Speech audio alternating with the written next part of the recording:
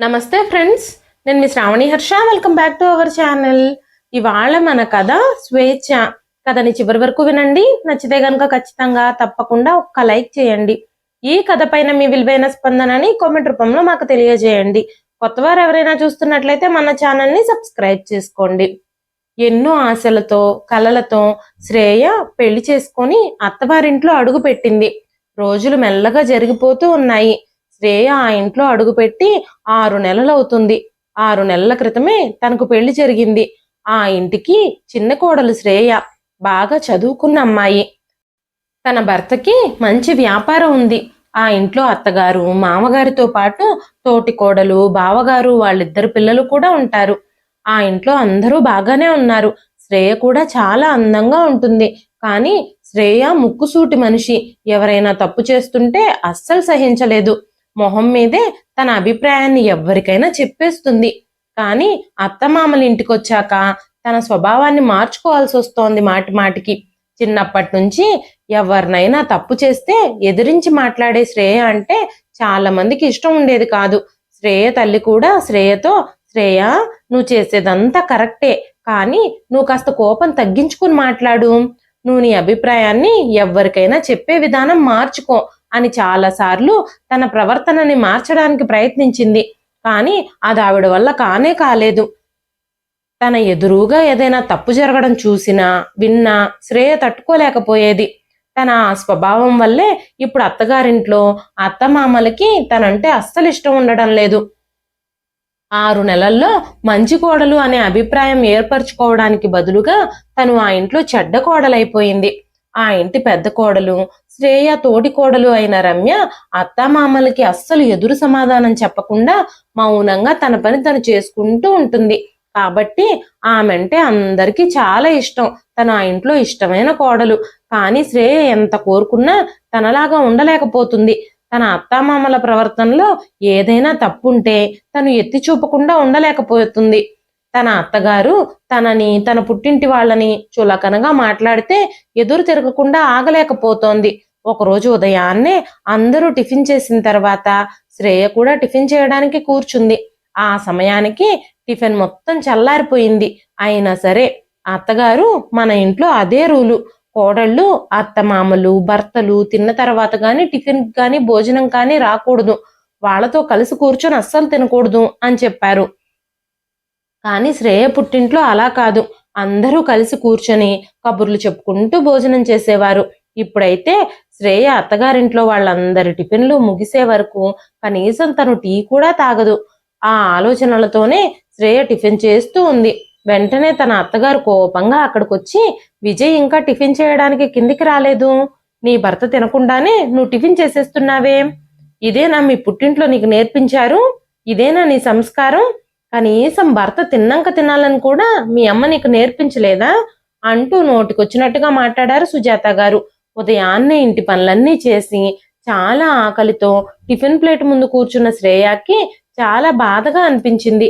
కానీ అత్తగారికి ఎదురు తిరగకూడదని 6 నెలలుగా తనకి అత్తగారు క్లాస్ పీకుతూనే ఉన్నారు. ఆ విషయాలన్నీ గుర్తుకొచ్చి మౌనంగా అయిపోయింది శ్రేయ. తినేటప్పుడు కూడా మీరు ఇలా మాట్లాడకుండా ఉండలేరా? అందరూ తిన్న తర్వాతే కదా నేను తినడానికి కూర్చున్నాను అంది శ్రేయ. అత్తగారు ఆ మాటలు వినగానే ఆమె వైపు కోపంగా చూసి, నా మీదకే నీ నోరు లెగుస్తుందేంటి? నేను ఈ ఇంటి పెద్దని, నాకు ఎదురు తిరిగి మాట్లాడకూడదని నీకెన్నిసార్లు చెప్పాను అనగానే, విజయ్ ఇంకా నిద్ర లేవలేదు అంది శ్రేయ. ఏంటి, విజయ్ ఇంకా నిద్ర లేవలేదా? వెంటనే వెళ్ళి నీ భర్తని నిద్రలేపు. విజయ్ని త్వరగా షాప్కి రమ్మని మీ మామగారు చెప్పి వెళ్ళారు. ఎప్పుడైతే మీ పెళ్లి జరిగిందో అప్పటి నుంచి ఎంత బద్ధకంగా తయారైపోయాడో వాడు.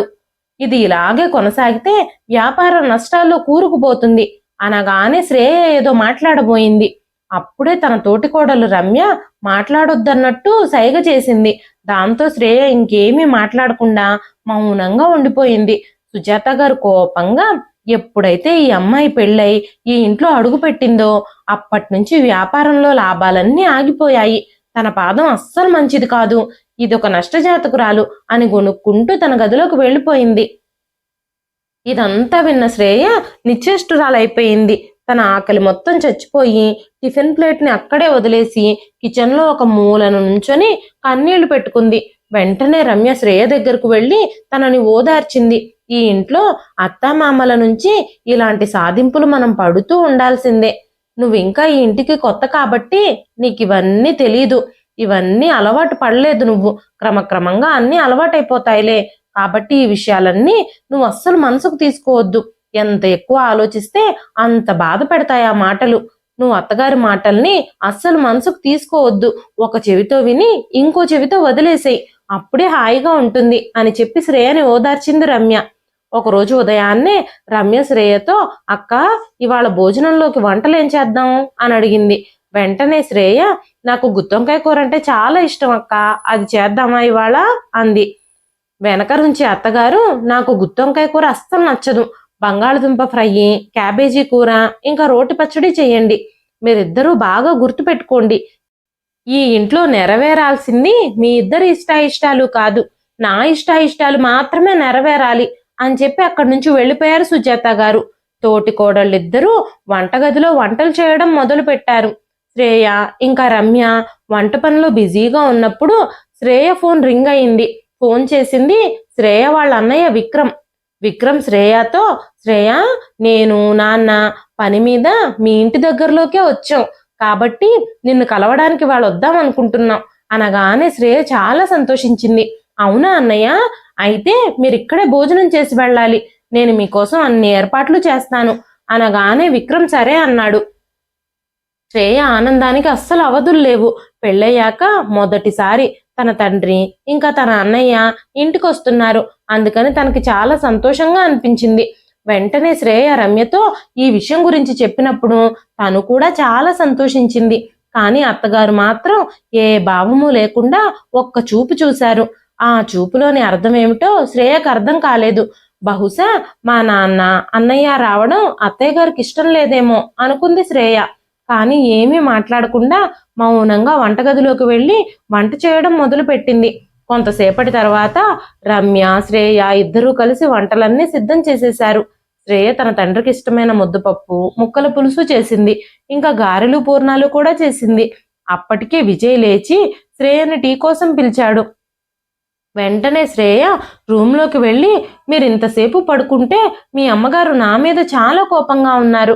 మామయ్య గారు మిమ్మల్ని తొందరగా షాప్కి రమ్మన్నారట, మీతో కూడా చెప్పారట కదా అనగానే, అవునవును వెళ్ళాలి చెప్పారులే అని అయిష్టంగానే అన్నాడు విజయ్. నన్ను రోజు షాప్కి రమ్మని చెబుతూనే ఉంటారు మా నాన్నగారు, కానీ నాకు కూడా సొంత జీవితం ఉందని, సొంత ఇష్టాయిష్టాలుంటాయని ఆయన ఎప్పుడు అర్థం చేసుకుంటారు?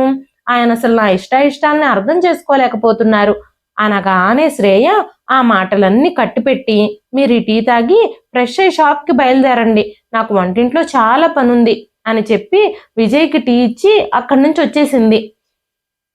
అప్పుడు రమ్య శ్రేయతో, శ్రేయ అత్తయ్య గారిని అడగకుండానే ఈ వంటకాలన్నీ చేసేసాము, ఆవిడకి కోపం వస్తుందేమో అంది. ఏం మాట్లాడుతున్నావు అక్క నువ్వు? అత్తయ్య గారికి ఎందుకు కోపం వస్తుంది? మా నాన్న అన్నయ్య మొదటిసారి మన ఇంటికి వస్తున్నారు, వాళ్ళకి బాగానే మర్యాద చేయాలి కదా, వాళ్ళకి నచ్చిన భోజనం వండి పెట్టాలి కదా, లేకుంటే మనకే కదా అవమానం అంది శ్రేయ. నువ్వు చెప్పింది నిజమే, కానీ అత్తయ్య గారు ఇవన్నీ చూసి కోపం తెచ్చుకుంటారేమోనని నాకు భయంగా ఉంది. ఇన్ని సంవత్సరాలలో నేను ఎప్పుడూ అత్తయ్య గారిని అడగకుండా మా అమ్మా నాన్నలకి ఏమీ వండి పెట్టలేదు. మన ఇంటికి ఏ అతిథి వచ్చినా అత్తయ్య గారు చెప్పిన ప్రకారమే వంటలు చేయాలి అంది రమ్య.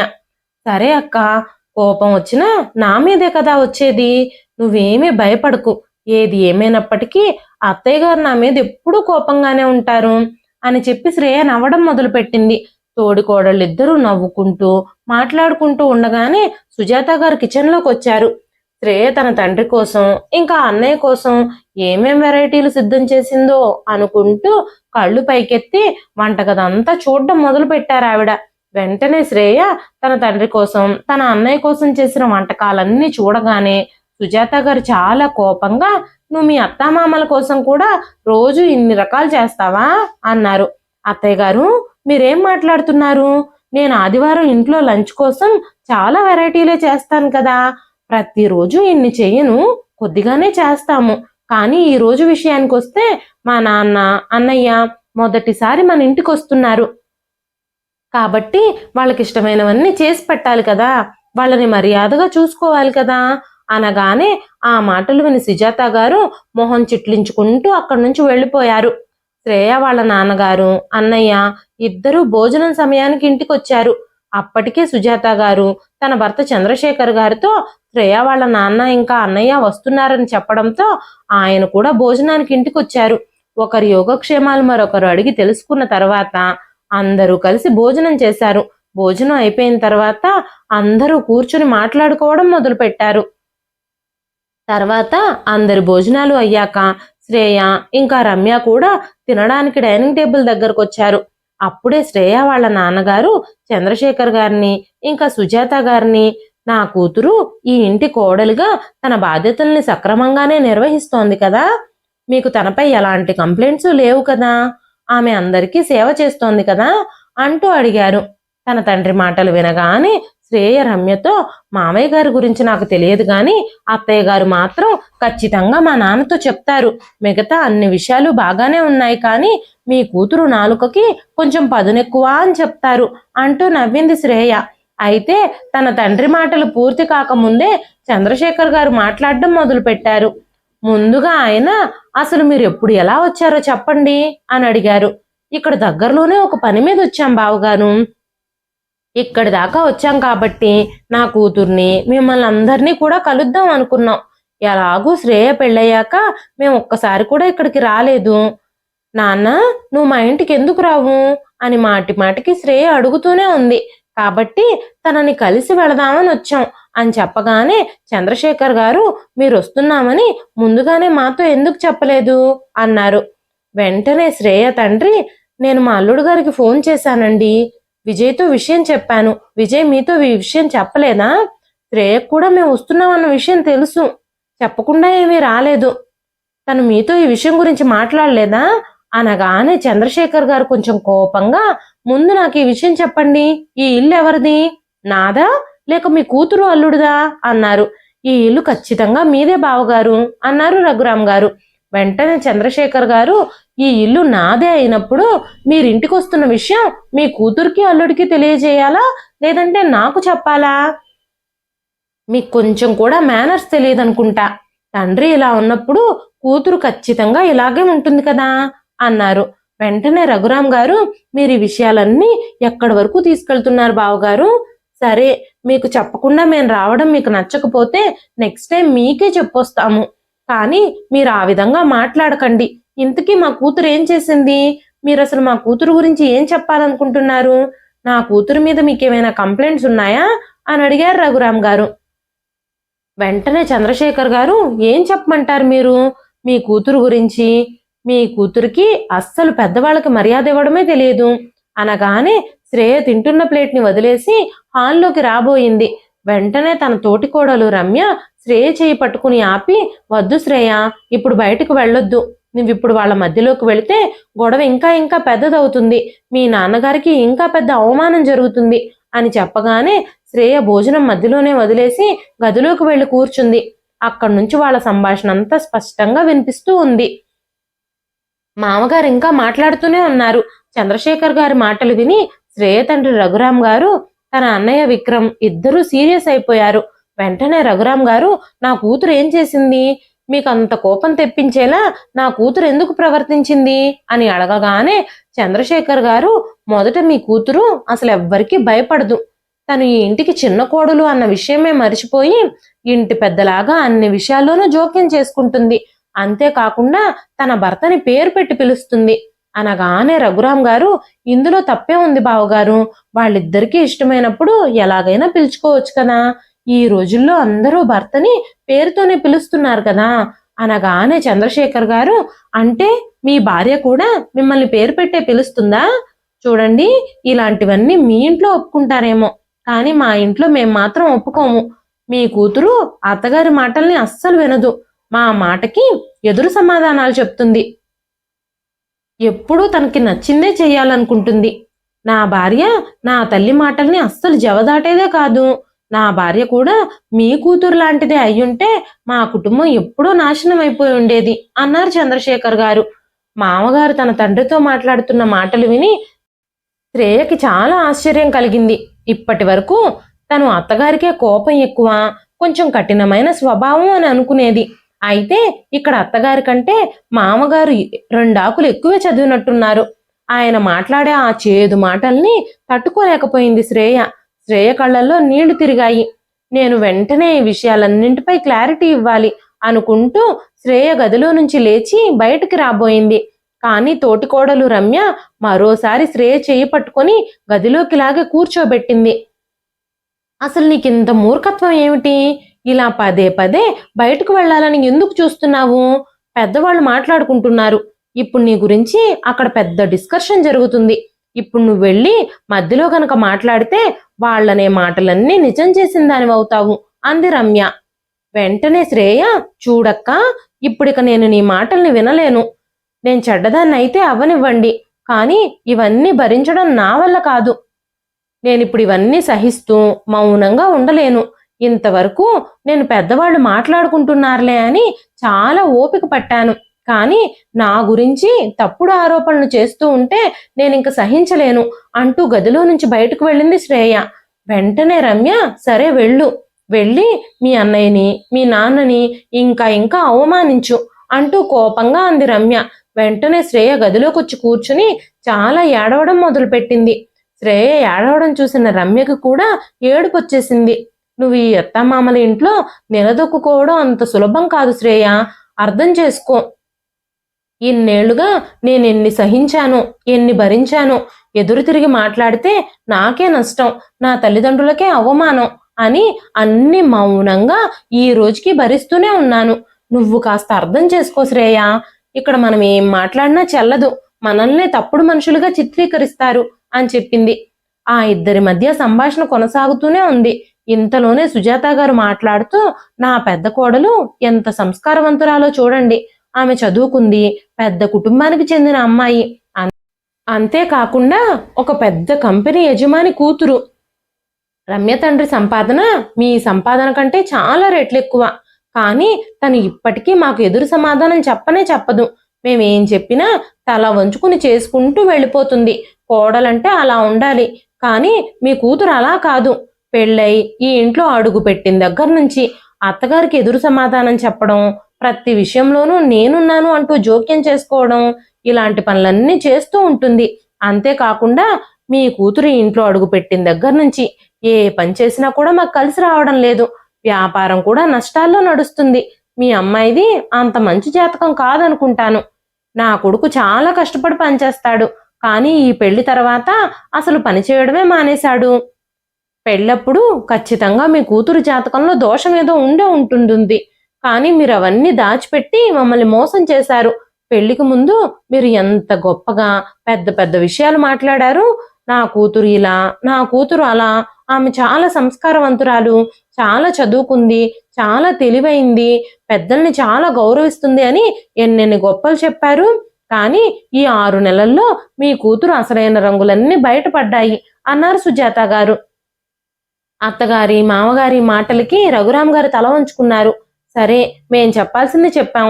ఇప్పుడు మీరు మీ కూతురుతో ఏం మాట్లాడాలనుకున్నా నిరభ్యంతరంగా మాట్లాడుకోవచ్చు అంటూ చంద్రశేఖర్ గారు చెప్పారు. వెంటనే చంద్రశేఖర్ గారు, సుజాత గారు శ్రేయని బయటకు పిలిచారు. వెంటనే శ్రేయ తన తండ్రి దగ్గరకు వచ్చింది. కోపం కారణంగా రఘురాం గారి కళ్ళు ఎర్రగా మారాయి. అది చూసిన శ్రేయ భయపడిపోయింది. శ్రేయ, నేను అసలు ఇక్కడ ఏం వింటున్నాను? మీ అత్తామామలు నీ గురించి ఏమంటున్నారో తెలుసా? ఎందుకు ఇలా చేస్తున్నావు నువ్వు? నిన్ను అత్తగారింటికి పంపించేటప్పుడు ఎన్నెన్ని జాగ్రత్తలు చెప్పాము.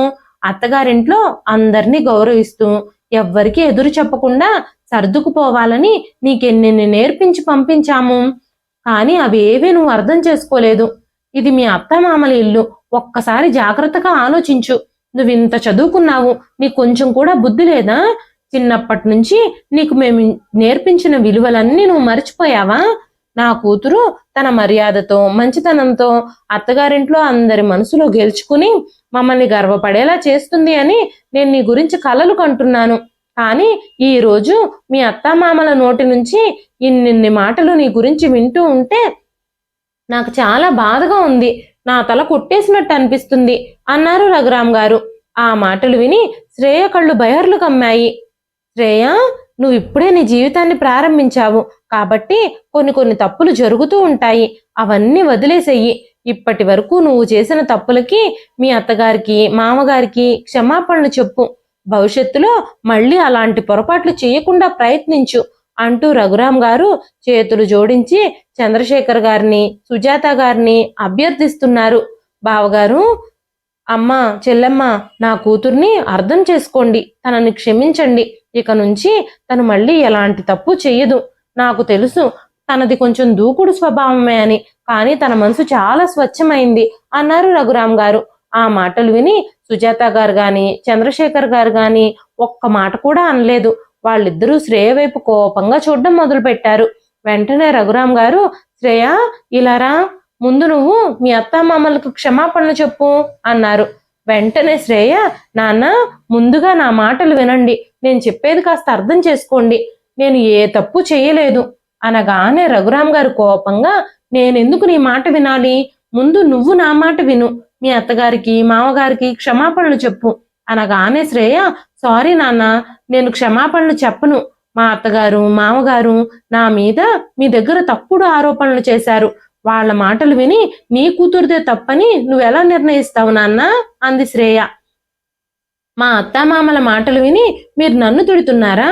ఒక్కసారి కూడా ఎందుకు మీరు ఆలోచించలేకపోతున్నారు? కనీసం నా అభిప్రాయాన్ని వ్యక్తం చేసే హక్కు కూడా నాకు ఇంట్లో లేదా? ముందుగా మీరు నేను చెప్పే మాటలు పూర్తిగా వినండి. ఆ తర్వాత ఏ నిర్ణయం తీసుకున్నా దాన్ని నేను పూర్తిగా అంగీకరించడానికి సిద్ధంగా ఉన్నాను.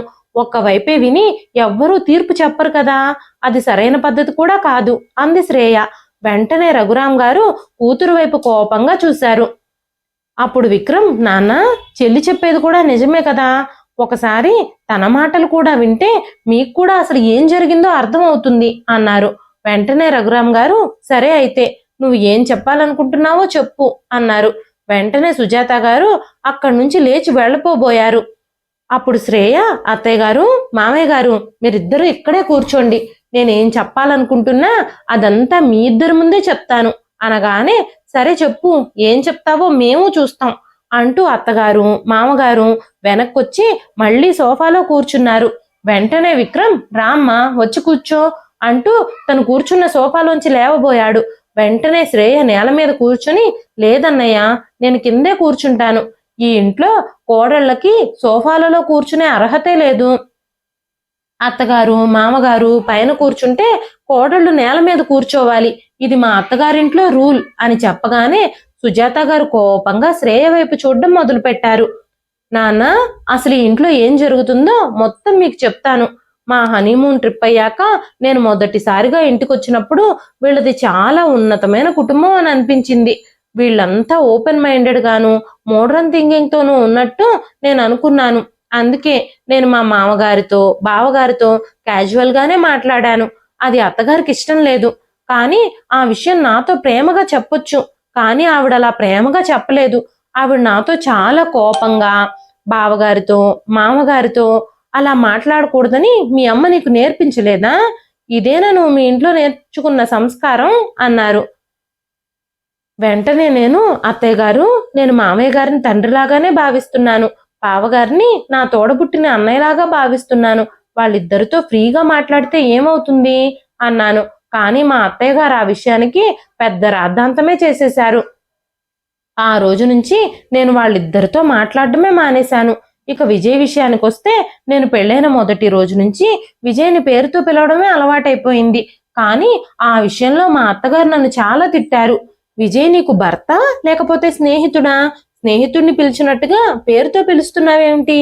మీ అమ్మ మీ నాన్నగారిని పేరుతోనే పిలుస్తుందా అంటూ అడ్డదిడ్డంగా మాట్లాడారు అత్తగారు. ఆ రోజు నుంచి నేను నా భర్తను పేరు పెట్టి పిలవడమే మానేశాను. అయితే మీ అందరికీ నేను ఒక విషయం చెప్పాలి. మా ఆడపడుచు అంటే మా అత్తామామల గార్ల కూతురు తన భర్తని పేరు పెట్టే పిలుస్తుంది. కానీ వాళ్ళ కూతురికి వాళ్ళెప్పుడు భర్తని పేరు పెట్టి పిలవకూడదని ఎప్పుడూ చెప్పిందే లేదు. ఆచారాలు నియమాలు కోడళ్ళకి మాత్రమేనా? కూతుర్లకి వర్తించవా అంది శ్రేయ. వెంటనే సుజాత గారు, నువ్వేం మాట్లాడుతున్నావు శ్రేయ అన్నారు. అప్పుడు శ్రేయ, అత్తయ్య గారు నన్ను మాట్లాడనివ్వండి. మీరు మాట్లాడుతున్నప్పుడు నేను మీకు అడ్డుగా ఒక్క మాట కూడా మాట్లాడలేదు. దయచేసి నన్ను డిస్టర్బ్ చేయకండి. నేనేం చెప్పాలనుకుంటున్నానో దాన్ని అందరికీ తెలియజేయనివ్వండి. నేను మాట్లాడుతున్నప్పుడు మధ్యలో దయచేసి మీరు మాట్లాడొద్దు, నన్ను ఆపొద్దు అని చెప్పగానే ఆ మాటలు విని అందరూ సైలెంట్ అయిపోయారు. ఇక విజయ్ పని విషయానికి వస్తే పెళ్లి తర్వాత కలిసి రావడం లేదని, విజయ్ సరిగ్గా పని చేయడం లేదని చెప్పే మాటలు పూర్తిగా తప్పు. అసలు విషయం ఏమిటంటే విజయ్కి చాలా బద్ధకం. అతనికి వ్యాపారం చూసుకోవడం అంటే అస్సలు ఇష్టం ఉండదు. కాసేపు ఊరికి అలా షాప్ దగ్గరికి వెళ్ళి మిగిలిన సమయం అంతా కాలక్షేపం చేయడం, ఫ్రెండ్స్తో పార్టీలు చేసుకోవడం, రాత్రికి ఆలస్యంగా ఇంటికి రావడం, తెల్లారి 10-11 వరకు నిద్రపోవడం ఆయనకు అలవాటైపోయింది. ఈ విషయాలన్నింటికీ కూడా నన్నే నిందిస్తున్నారు వీళ్ళు. నేను చెప్పేది మీరు నమ్మకపోతే విజయ్ ఇక్కడే కూర్చునున్నాడు కదా, మీరు స్వయంగా ఆయన్నే అడగొచ్చు. ఇక షాప్లో సేల్స్ తగ్గడానికి కారణం వీళ్ళ దుకాణాన్ని సరిగ్గా నడపకపోవడం, పట్టించుకోకపోవడం. ఆన్లైన్ షాపింగ్లు, డోర్ డెలివరీలు ఇవన్నీ కూడా వ్యాపారంపై ప్రభావాన్ని చూపిస్తున్నాయి. కానీ నా వల్లే అంటే నేను ఎలా బాధ్యత వహిస్తాను? నేను కాలు పెట్టగానే ఈ ఇంట్లో అశుభం జరుగుతుంది అంటున్నారు. నువ్వే మోసం చేశావని చెప్తున్నారు. కానీ నిజంగా మోసం చేసింది వీళ్ళు. పెళ్లికి ముందు తమ కొడుకు బిజినెస్ చేస్తున్నాడు అని చెప్పారు. బిజినెస్ వ్యవహారాలన్నీ తనే చూసుకుంటాడు అని చెప్పారు. కానీ అలాంటిది ఏమీ లేదు. వాళ్ళ కొడుకు ఒక పెద్ద సోమరిపోతు, నెంబర్ 1 పని దొంగ. కానీ ఇప్పటికీ మా అత్తామామలు ఆ విషయంలో నన్నే నిందిస్తున్నారు, నాదే తప్పు అంటున్నారు అంది శ్రేయ. వెంటనే రఘురాం గారు, సరే మంచిది, నువ్వు ఇక నోరు మూసుకో, నేను అర్థం చేసుకుంటాను ఇందులో నీ తప్పేమీ లేదని. ఇంకాపేసి గొడవని పెద్దది చేయకు అన్నారు రఘురాం గారు. నాన్న, నేనిప్పుడిక మౌనంగా ఉండను. నువ్వు నా మాటలన్నీ పూర్తిగా విని తీరాల్సిందే. లేదంటే మా అత్తామామల దృష్టిలో, నా తల్లిదండ్రుల దృష్టిలో నేనే చెడ్డదాన్ని అవుతాను, దోషిగా మిగులుతాను అనగానే విక్రమ్, అవును నాన్న, చెల్లి ఏం చెప్తుందో చెప్పనివ్వండి. తను చెప్పే మాటల్ని ఓపిగ్గా వినండి. ఆ తర్వాత మీరు ఏ నిర్ణయం తీసుకోవాలనుకుంటే ఆ నిర్ణయం తీసుకోండి అన్నాడు. వెంటనే శ్రేయ, నాన్న, నేను నీతో చాలా గొడవపడి చదువుకోవడానికి బయటకు వెళ్ళాను. హాస్టల్లో ఉండి మరి MBA కంప్లీట్ చేశాను. కానీ ఇక్కడ నన్ను ఉద్యోగం చెయ్యొద్దు అని చెప్పారు. అప్పుడు కూడా నేను ఈ ఇంటి పరిస్థితుల్ని అర్థం చేసుకుని ఉద్యోగం చెయ్యాల్సిందే అని పట్టుపట్టలేదు. జీవితాంతం వంటగదికే పరిమితమైపోయి పని చెయ్యాలి అని అనుకున్నాను. నేను చేసే ప్రతి పనిలోనూ వీళ్ళు తప్పులు వెతుకుతూనే ఉన్నారు. నేను బయటికి రాకుండా గదిలోనే ఉంటానని, నాకు చాలా అహంకారం అని, పొగరు గర్వం అని అందరితో చెబుతూ ఉంటారు. నేను నా చదువు గురించి చాలా గర్వపడతానని, పని వాళ్ళతో సరిగ్గా బిహేవ్ చేయనని చెబుతూ ఉంటారు. ఒకరోజు నేను భోజనం చేస్తూ నా గ్లాసులో నీళ్లు అయిపోవడంతో పనమ్మాయిని మంచినీళ్ళు అడిగాను. అంతే. దీనికి నేను చాలా బద్ధకస్తురాలని అని, ఏ పని చెయ్యనని, పని వాళ్ళకి పనులు పురమాయిస్తానని వాళ్ళు మాట్లాడుకుంటున్నారు. మన ఇంట్లో అందరం కలిసి భోజనం చేయడం అలవాటైన నేను మొదట్లో తెలియక అందరూ భోజనం చేస్తున్నప్పుడు నా ప్లేట్ కూడా తీసుకొని అందులో భోజనం వడ్డించుకున్నాను. అప్పుడు మా అత్తగారు, ఇంట్లో పెద్దవాళ్ళందరూ తిన్నాకే కోడళ్ళు భోంచేయాలి, తమ భర్తలు తిన్నాక ఆ ప్లేట్లలోనే భార్యలు తినాలి అని చెప్పి నన్ను భోజనం ముందు నుంచి లేపేశారు. ఎవరైనా ఇలా చేస్తారా అసలు? ఇవన్నీ పాత ఆలోచనలని, పాత సాంప్రదాయాలని నేను ఎన్నిసార్లు చెప్పడానికి ప్రయత్నించినా కూడా నా మాటల్ని ఎవ్వరూ పట్టించుకోలేదు. నిజమే, నేను మొదట్లో నా అభిప్రాయాల్ని వ్యక్తం చేసేదాన్ని. ఇవి మా ఇంటి నియమాలు అని వీళ్ళు ఖచ్చితంగా చెప్పిన తర్వాత, నేను చేసే పనులు వద్దు అని చెప్పిన తర్వాత నేను వాటిని మళ్ళీ రిపీట్ చేయలేదు. వాళ్ళ దృష్టిలో నేను ఎప్పుడూ పొరపాట్లు చేశానని అనిపించినా ప్రతిసారి నేను క్షమాపణ చెబుతూనే ఉన్నాను. అలాంటప్పుడు నేను అహంకారినని, సంస్కారహీనురాల్ని అని వీళ్ళు ఎలా చెప్తారు? నేను అసలు అహంకారిని ఎలా అవుతాను? ఈరోజు నా మీదున్న కోపాన్నంతా వీళ్ళిద్దరూ మీ మీద వెళ్ళగక్కారు, మిమ్మల్ని అవమానించారు అని చెప్పింది శ్రేయ. శ్రేయ మాటలన్నీ విన్న తర్వాత ఇప్పుడు రఘురాం గారికి కొంచెం కోపం తగ్గింది. అదే సమయంలో శ్రేయ తోటికోడలు రమ్య తలుపు దగ్గర నిలబడి ఏడుస్తూ ఉంది. బహుశా తనకి కూడా తన గత జ్ఞాపకాలు గుర్తుకొచ్చినట్టున్నాయి. రమ్య ఏడుపు చూడగానే తన విషయంలో కూడా ఇలాంటివే జరిగాయేమో అని శ్రేయ కనిపించింది. ఎంతకంటే ఎక్కువే జరుగుండొచ్చు అని శ్రేయకి అర్థమైంది కూడా. ఎందుకంటే పెద్ద కోడల నుంచి అత్తామామలకి చాలా ఎక్స్పెక్టేషన్స్ ఉంటాయి. ఆ ఎక్స్పెక్టేషన్స్ తో మా అత్తామామలు అక్కని ఎంత బాధ పెట్టారో, తనని ఎంత వేధించారో అనగానే సుజాత గారు, ఏం మాట్లాడుతున్నావు శ్రేయ నువ్వు? మేము మా పెద్ద కోడల్ని ఇబ్బంది పెట్టాము అని అంటున్నావా? రమ్య, ఒకసారి నువ్వు బయటికి రా. మేము నీ విషయంలో ఏం చేశాం? నిన్ను మేము ఇబ్బంది పెట్టామా? ఈ శ్రేయ మా మీద ఇలాంటి తప్పుడు ఆరోపణలు చేస్తుంది, నిన్ను చిత్రహింసలు పెట్టామంటుంది అనగానే శ్రేయ, చిత్రహింసలంటే శారీరకంగానే కాదత్తయ్య గారు, మానసికంగా హింసించడం కూడా చిత్రహింసే అని చెప్పింది. ఆ మాటలు విని సుజాత గారు చాలా రెచ్చిపోయారు. నీ పెళ్ళై 6 నెలలు కూడా కాలేదు, మేం మా పెద్ద కోడల్ని హింసించామని నీకెలా తెలుసు? నువ్వు మా మీద తప్పుడు ఆరోపణలు చేస్తున్నావు అన్నారు సుజాత గారు. వెంటనే శ్రేయ, ఈ ఇంట్లో పనులు చేయడానికి, చాకరీ చేయడానికి వీళ్ళకి కోడళ్ళు కావాలి నాన్న. ఈ ఇంటికి సంబంధించిన ఏదైనా నిర్ణయం తీసుకోవాలంటే అప్పుడు మా అత్తామామలిద్దరూ తమ కూతురు అల్లుడితోనే డిస్కస్ చేస్తారు. ఇంట్లో ఏ నిర్ణయం తీసుకున్నా సరే నాది కానీ అక్కది కానీ మా ఇద్దరి ప్రమేయమే ఉండదు. కానీ వాళ్ళ కూతురు అల్లుడు మాత్రం ఖచ్చితంగా వాళ్ళ డిస్కషన్లో పాల్గొంటారు. రోజంతా మేమిద్దరం ఎంత పని చేసినా సరే ఒక్కసారి కూడా మాతో మంచిగా మాట్లాడరు. ఒక్క పొగట్టు కూడా వాళ్ళ నోటి వెంట నుంచి బయటికి రాదు. కానీ మేమిద్దరం భోజనానికి కూర్చున్నప్పుడల్లా ఏదో ఒక సాకుతో ఖచ్చితంగా మమ్మల్ని తిడుతూనే ఉంటారు. మేమెంత తింటున్నాము, ఎంత అన్నం తింటున్నాం, ఎంత కూర తింటున్నామని మా ప్లేట్ల వైపే చూస్తారు మా అత్తగారు. కోడళ్ళిద్దరూ ఎప్పుడు పడుకుంటున్నారు, ఎప్పుడు లేస్తున్నారు, ఎప్పుడు తింటున్నారు, ఎంత తింటున్నారు, ఎప్పుడు బయటకు వెళుతున్నారు, ఎంతసేపటికి తిరిగి వస్తున్నారు, ప్రతిదీ మా అత్తగారే నిర్ణయిస్తారు. మేము ఏ రంగు బట్టలు వేసుకోవాలి, ఎలాంటి బట్టలు వేసుకోవాలో కూడా వాళ్లే నిర్ణయిస్తారు అని చెప్పింది శ్రేయ. వెంటనే రఘురామ్ గారు, శ్రేయ ఇంక నువ్వు నోరు మూసుకో, ఇంక చెప్పింది చాలు, నువ్వు ఇంక ఆపు అన్నారు. ఇప్పుడు నేను ఇంకేం వినాలి అని అనుకోవడం లేదు అనగానే శ్రేయ, నాన్న నన్ను ఇంకొక ముఖ్యమైన విషయం చెప్పనివ్వండి, మిగతావన్నీ పక్కన పెట్టండి, ఈ ఒక్క మాట వినండి. నేను బయట హాస్టల్లో ఉండి చదువు పూర్తి చేశానని మా అత్తయ్య గారికి తెలిసినప్పటి నుంచి ఆమె ఆ విషయాన్ని పదే పదే అడుగుతూ, పెళ్లికి ముందు నీకు బాయ్ ఫ్రెండ్ ఉన్నాడా? హాస్టల్లో ఉన్నప్పుడు ఎవరితో అయినా అఫైర్ పెట్టుకున్నావా? కాలేజీలో ఎవరినైనా ప్రేమించావా అంటూ నా క్యారెక్టర్ పై తప్పుడు ప్రశ్నలు వేస్తూ ఉంది అంది శ్రేయ. ఆ మాటలు వినగానే రఘురామ్ గారికి చాలా కోపం వచ్చింది. ఆయన కోపం కట్టలు తెంచుకుంది. అప్పటి వరకు శాంతంగా ఉన్న రఘురామ్ గారు ఒక్కసారిగా ఉగ్రరూపం ధరించారు. రఘురామ్ గారి కోపాన్ని చూసి సుజాత గారు కూడా కంగారు పడ్డారు. ఇలాంటి నీచమైన స్వభావం ఉన్నవాళ్ళ మీ అత్తామామలు? ఒక మంచి కుటుంబం అని, మంచి స్థాయిలో ఉన్నారని, డబ్బు హోదా ఉంది అని, నా కూతురు ఈ ఇంటికి వస్తే సుఖపడుతుంది అని నేను నిన్ను ఇంటికి కోడలుగా పంపించాను.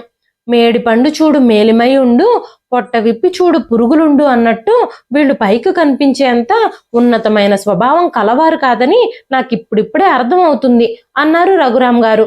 అవును నాన్న, నిజానికి ఈ ఇంటికి కావలసింది కోడలు కాదు, వీళ్ళకి వాళ్ళకి ఇచ్చినట్టుగా ఆడే ఒక తోలు బొమ్మ కావాలి అని చెబుతూ ఈ మాటలన్నీ మాట్లాడుతూ శ్రేయ ఏడుస్తూ కళ్ళు తిరుగు కింద పడిపోయింది. వెంటనే తనని డాక్టర్ దగ్గరకు తీసుకెళ్లారు. డాక్టర్ శ్రేయాని చెకప్ చేసి తను 2 నెలల గర్భవతి అని నిర్ధారించారు. నిజం చెప్పాలంటే అత్తగారు గాని మామగారు గాని ఆ మాటలు విని సంతోషించలేదు. రమ్య మాత్రం తనని అభినందించింది. మరెవ్వరూ సంతోషంగా లేరు. విజయ్ ప్రవర్తన మాత్రం మామూలుగానే ఉంది. రఘురామ్ గారు శ్రేయను కొన్ని రోజులు పుట్టింట్లో ఉంచుకొని 3వ నెల నిండాక పంపిస్తామని తమ ఇంటికి తీసుకెళ్లారు. పుట్టింటికి వెళ్ళిన దగ్గర నుంచి అత్తగారు మామగారు శ్రేయకి ఒక్కసారి కూడా ఫోన్ చేసి మాట్లాడలేదు. వాళ్ళ దగ్గర నుంచి ఒక్క ఫోన్ కాల్ కూడా రాలేదు. 3వ నెల నిండాక శ్రేయని రఘురామ్ గారు తీసుకెళ్లి అత్తగారింట్లో దించాలి అని అనుకున్నారు. శ్రేయని తీసుకొని ఆ ఇంట్లో అడుగు పెట్టగానే సుజాత గారు గాని చంద్రశేఖర్ గారు గాని వీళ్లతో ఒక్క మాట కూడా మాట్లాడలేదు. కాసేపటి తర్వాత సుజాత గారు కోపంగా, మా గురించి అన్నన్ని మాటలు మాట్లాడి మమ్మల్ని అవమానపరిచిన నీకు ఈ ఇంట్లో ఉండే అర్హత లేదు, నిన్నిక మా కోడలిగా ఈ ఇంట్లో మేము ఉంచుకునే ప్రసక్తే లేదు, మీరు వెంటనే బయటకు నడవండి అన్నారు. ఆ మాటలు విని విజయ్, అమ్మా ఏం మాట్లాడుతున్నావు నువ్వు? శ్రేయ నా భార్య, తనని ఎలా బయటకు పంపిస్తావు అన్నాడు. అప్పుడు సుజాత గారు, అలాంటి పొగరుబోతు భార్య నీకు అవసరం లేదు. మనం చెప్పినట్టు పడుండే మంచి అమ్మాయిని చూసి నీకు మళ్ళీ పెళ్లి చేస్తాను, తనతో నీకు విడాకులు ఇప్పించేస్తాను అన్నారు సుజాత గారు. వెంటనే విజయ్, అమ్మా ఏం మాట్లాడుతున్నావు నువ్వు? తను నేను తాళి కట్టిన భార్య. మేమిద్దరం త్వరలోనే ఒక బిడ్డకి తల్లిదండ్రులం కాబోతున్నాము. మమ్మల్ని ఇద్దరినీ ఇప్పుడు నువ్వు విడగొట్టాలని చూస్తున్నావా? నీ మాటలు విని శ్రేయని, పుట్టబోయే నా బిడ్డని నేను వదులుకోలేను అన్నాడు విజయ్. విజయ్, నువ్వు మేం చెప్పినట్టు వినకపోతే మా కొడుకుగా ఈ ఇంట్లో ఉండే అర్హత నీకు కూడా లేదు. నీ భార్యతో కలిసి ఈ ఇంట్లో నుంచి ఇప్పుడే బయటకు నడువు అన్నారు చంద్రశేఖర్ గారు. వెంటనే విజయ్ తన భార్య శ్రేయతో కలిసి శ్రేయ పుట్టింటికి వెళ్ళిపోయాడు. ఎక్కువ రోజులు అత్తామామలకి భారంగా ఉండకూడదని ఒక నిర్ణయం తీసుకున్నాడు. ఉద్యోగ ప్రయత్నాలు మొదలు పెట్టాడు. కానీ తనకి ఎలాంటి ఎక్స్పీరియన్స్ లేకపోవడం వల్ల తనకి ఎలాంటి ఉద్యోగము దొరకలేదు. చాలా రోజులు ప్రయత్నించాక విజయ్ తన అన్నయ్య అజయ్ సహాయ సహకారాలతో ఒక వ్యాపారాన్ని మొదలు పెట్టాడు. పగలు రాత్రి కష్టపడి పనిచేశాడు.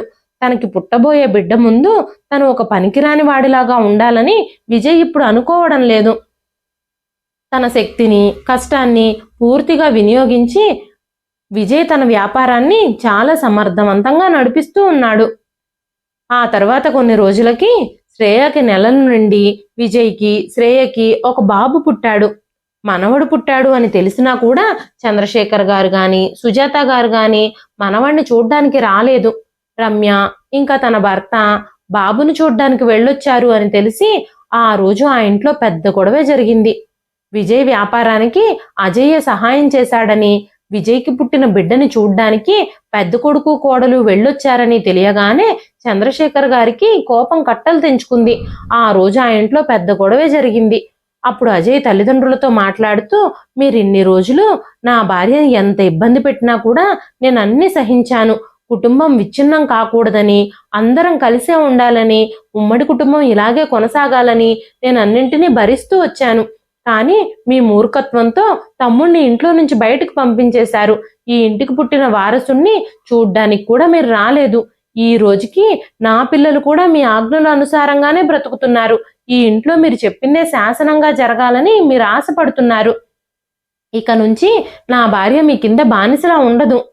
ఇన్ని రోజులు తన్ని ఇంటికి పని మనిషిగా మార్చినా నేను నోరు మెదపలేదు. ఇక నుంచి నేను ఇవన్నీ సహించను అని చెప్పి అజయ్ కూడా రమ్యని తీసుకుని ఆ ఇంట్లో నుంచి వెళ్ళిపోయాడు. అజయ్ అప్పటికే తన సొంత వ్యాపారాన్ని చేస్తూ ఉన్నాడు.